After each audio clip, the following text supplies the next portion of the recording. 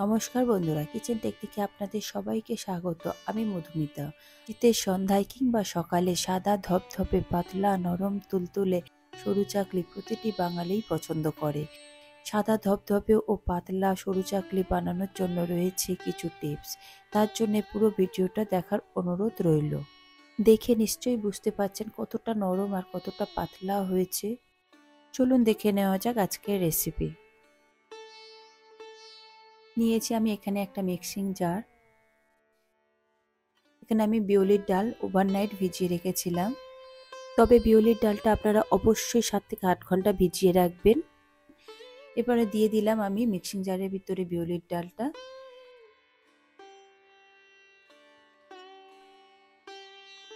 প্রয়োজন মতো জল দিয়ে একটা স্মুথ পেস্ট বানিয়ে নেব। দেখুন স্মুথ পেস্ট আমার বানানো হয়ে গিয়েছে।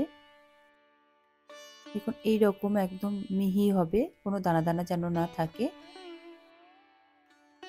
সরিয়ে রাখলাম। এরপর নিয়ে নিচ্ছি একটা বোল। তাতে নিয়ে নিলাম 1 কাপ পরিমাণে আতপ চালের গুঁড়ো। আপনারা চাইলে এখানে সিদ্ধ চালের গুঁড়ো দিয়েও করতে পারেন, আবার চাল ভিজিয়েও করতে পারেন। তবে আমি এখানে বাজারে কেনা চাল গুঁড়ো দিয়েই করছি। আর দিয়ে দিলাম উষ্ণ গরম জল। এখানে 1 কাপ পরিমাণে আমি যেহেতু চালের গুঁড়ো নিয়েছি তাই 1 কাপ জল আগে দিয়ে দেব। জল আর চালের গুঁড়ো ভালো করে মিশিয়ে নেব। এরপর দেব 3.5 টেবিল চামচ পরিমাণে বিউলির ডাল বাটা। বিউলির ডাল দিয়ে আমি খুব ভালোভাবে মিশিয়ে নেব হ্যান্ড হুইস্কের সাহায্যে। দেখুন চালের গুঁড়ো আর ডাল দিয়ে খুব ভালোভাবে ফেটিয়ে নেবেন, তাহলে দেখবেন সরু চাকলিগুলো ভীষণই নরম হবে। চাইলে এটা হাতার সাহায্যেও ফেটিয়ে নিতে পারেন।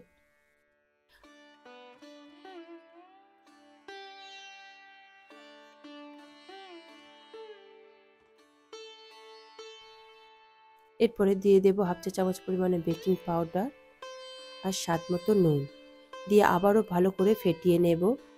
এটা যতটা সময় ধরে ফেটাবেন তাতে এটা পাতলাও হয় ব্যাটারটা, আর এতে এয়ার বাবলসও ক্রিয়েট হয়। এতে করে সরু চাকলিগুলো ভীষণই নরম হয়।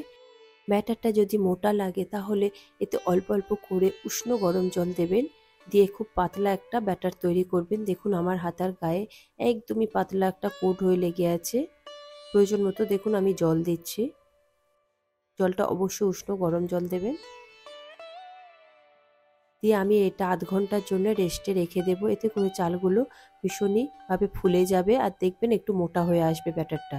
তখন যদি আবার একটু জলের প্রয়োজন হয় অল্প করে একটু জল দিয়ে দেবেন। দিয়ে আমি দেখুন রেস্টে রেখে দেব।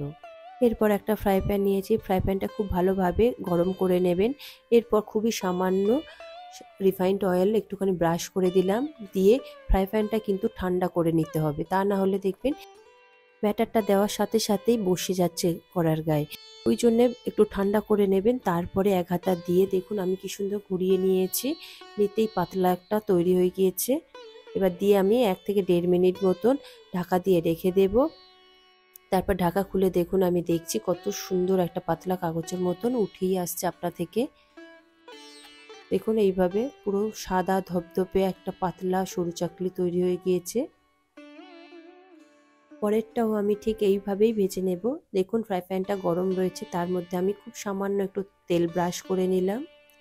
এবার দেখুন আমি ফ্রাই প্যানটা কিন্তু একটু ঠান্ডা করে নিয়েছি। তারপরে এক হাতা দিয়ে পাতলা করে একদম ঘুরিয়ে দিলাম। দেখুন গ্যাসের বাইরে এনে কিন্তু আমি ঘুরিয়েছি। তারপরে আমি ঢাকা দিয়ে দিলাম। 1 থেকে 1.5 মিনিট পরে আবারও খুলে দেখুন কি সুন্দর সাইড থেকে ছেড়ে দিয়েছে একদম পাতলা কাগজের মতন। তবে এই সময় গ্যাসের ফ্লেমটা কিন্তু মিডিয়াম টু হাইতে থাকবে। যেমনই পাতলা হয়েছে তেমনই নরম হয়েছে আর সাদা ধপধপেও হয়েছে। এইভাবে আমি একে একে সব সরু চাকলিগুলো ভেজে নেব। আপনারা এই টিপসগুলো ফলো করবেন, দেখবেন ঠিক এই রকমই সরু চাকলি তৈরি হবে। ঠিক এইভাবে তৈরি করলে দেখুন ফ্রাই প্যানের গায়েও একদম লেগে যাচ্ছে না, ব্যাটারটা কোথাও জমেও যাচ্ছে না, সুন্দর একটা স্মুথলি ভাবে উঠেও আসছে। প্রতিবারেই তেল ব্রাশ করবার পরে ফ্রাই প্যানটা একটু ঠান্ডা করে নেবেন, তারপরে ব্যাটারটা দেবেন। দেখবেন একটাও সরু চাকি মোটা হবে না, পুরো পাতলা কাগজের মতন হবে। প্রতিবার এই ব্যাটারটা দেওয়ার আগে হাতা দিয়ে একটু ব্যাটারটা গুলিয়ে নেবেন, তা নাহলে চালের গুঁড়োটা তলায় বসে যায়। এমন সুন্দর সরু চাকলি বানানোর জন্য এই কয়েকটা টিপস আপনারা ফলো করবেন, দেখবেন ঠিক এরকমই তৈরি হবে। তবে আপনাদের রিকোয়েস্ট রইল একবার এইভাবে অন্তত সরু চাকলি বানিয়ে দেখবেন, এতটাই সুন্দর হবে যে বারবার আপনাদের বানাতে ইচ্ছে করবে। আর সরু চাকলিগুলো এতটাই সুস্বাদু হয়েছে যে না বানালে আপনারা বুঝতে পারবেন না। আর সঙ্গে থাকবে নলেন গুড়। নলেন গুড়ের সাথে সরু চাকলির টেস্ট সত্যি অসাধারণ লাগে। আবার কেউ কেউ আছে যে তরকারি দিয়েও খেতে পছন্দ করেন। এই রেসিপিটা আপনাদের কেমন লাগলো কমেন্টে অবশ্যই জানাবেন। যদি এই রেসিপিটা আপনাদের ভালো লেগে থাকে তাহলে লাইক শেয়ার করবার অনুরোধ রইল। তাতে এইরকম সব নিত্য নতুন রেসিপি পাওয়ার জন্যে কিচেন টেকনিককে সাবস্ক্রাইব করে পাশে থাকার অনুরোধ রইল। তবে আজকের মতো এই পর্যন্ত, আবারও দেখা হবে অন্য কোনো রেসিপির সাথে। সবাই ভালো থাকবেন, সুস্থ থাকবেন, ধন্যবাদ।